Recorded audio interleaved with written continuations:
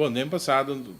tá bom para nós pisar, tá que sorte de reunião, mas cada vez tá tipo outro, quer dizer, nós temos turta dry rondo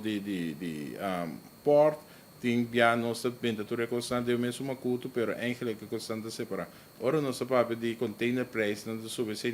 next marca, com o serviço de container haven, dus com CPS da dona. Ora, nossa papel com container na nota sali, então inana nós temos que está emotivo, então com nós temos que resolver o problema. Então bating by que ori, que está parado em sua concessão, então que é tipo cumprir com ele. Dado o momento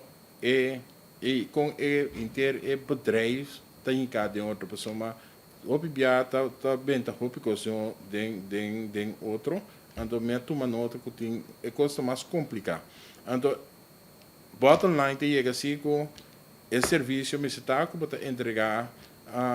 e container carga de gente depois que ela passa do ano, depois que ela entrega na CPS, tem pelo menos 5 dias, falta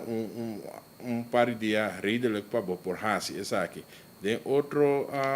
port service na Aruba, Semata, outro lugar na Costa Rica, esse é um lugar de menos dias, as nos papel de 2 dias, pero cada coisa você tem que comparar quanto carga nós temos, comparar com o que não temos, e com eficiente nós em termos linha de produção, tá? Então, me te quero que se te ajuda, possamos depois como atender é problemático que está tendo, já razão nós mira, já eu sabai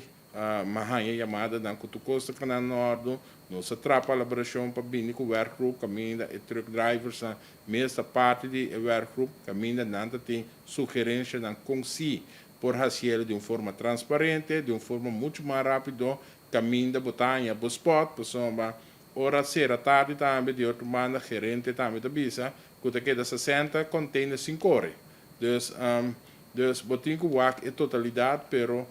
agora que como governo decidir que nós base tem riba inteiro processo para nós por wak é qualidade de serviço que está guardado na e que é verdade e que não é verdade, então que começa a direito para a comunidade receber serviço me quer